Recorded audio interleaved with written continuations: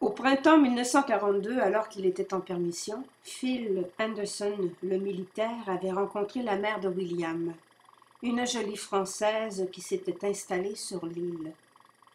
Il en était tombé follement amoureux.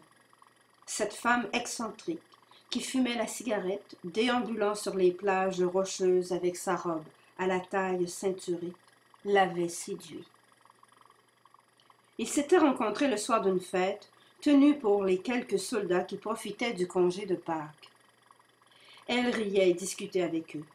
Phil Anderson s'était approché, ébloui par cette femme lumière aux grands gestes dramatiques, un peu mythomane, et qui irradiait au milieu de ces jeunes gens.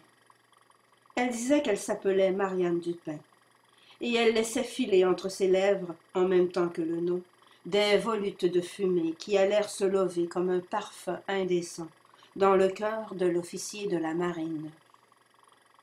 Il n'en fallait pas plus pour le faire succomber. À l'été, il n'avait jamais oublié ni le jour ni l'heure, il reçut un télégramme dans lequel on lui demandait de paraître devant son officier supérieur. Il venait à peine de rencontrer celle qui n'allait pas tarder à devenir sa future épouse. L'officier lui indiqua qu'il devait se rendre à Fort George, endroit funeste, que les soldats redoutaient, mais qu'il devait affronter quelques jours avant de partir au combat.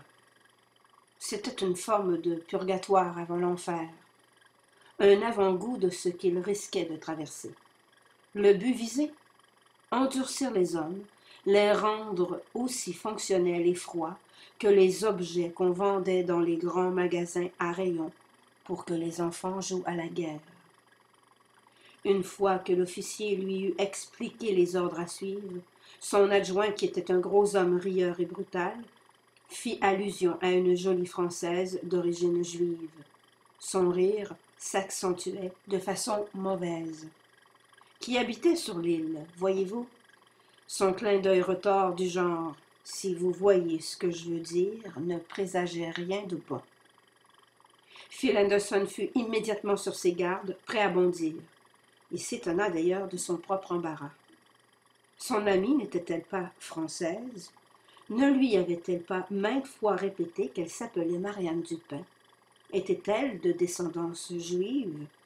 Elle le niait en riant, comme s'il s'agissait de la chose la plus improbable. Il n'insistait pas.